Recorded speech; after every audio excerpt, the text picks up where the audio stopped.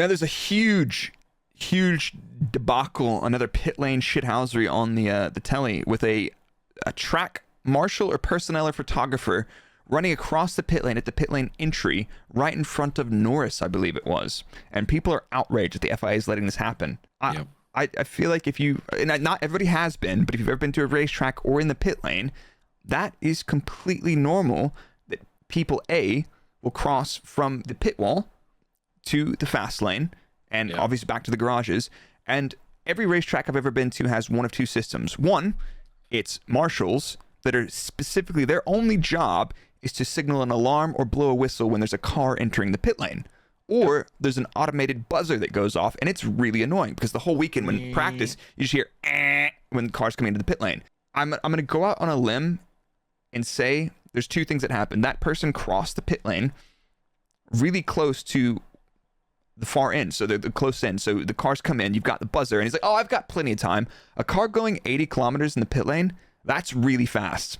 Those sneak up on you. So if this person heard the buzzer and thought, oh, I've got time, and they crossed at the closest entry, mate, you didn't have time. That is a human issue. That's not the FIA needing to clamp down on stuff. So I know everybody on Twitter was outraged, but yeah. It was just a bit of a silly place to do it. Yeah, exactly. 50 miles an hour is fast. I never liked crossing the fucking goddamn pit lane, dude. Even like when it was at end of practice or whatever, and there was no one there, I still fucking shit myself every time I walk through it. Whenever we're out at winter testing, right, in Barcelona, the pit lane is open. You can walk. They don't usually have the pit walls set up until the second test. Now they don't think they do that. But I was always super hesitant, especially in the middle of the pit lane, looking down at the entry. There's nobody there. I'm always super hesitant to go because maybe you want to go stand on the pit wall and watch the car come past at 300 kilometers an hour. It's a thrill. While avoiding the gaze of Jonathan Wheatley, who stares at you from inside the garage saying, why is he slacking off watching the cars drive past? It was my day off. There's another outrage as well. The FIA, absolute shambles this weekend, doing absolutely normal race car shit. So there was a video. Sorry, this is my fault. I propagated this on Twitter. No, but it makes sense because I saw that and my initial thought was exactly the same as you. So there was the Porsche Super Cup, which is a support series this weekend, and the cars are circulating on track, and there's a tow truck on the circuit. And we've had this conversation many times.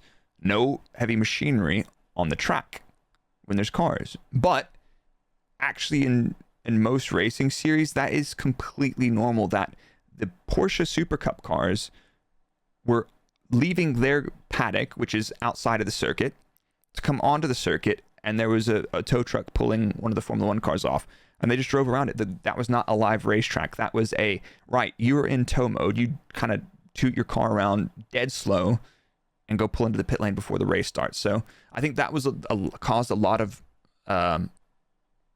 misunderstanding around the FIA, but that's pretty normal at a racetrack.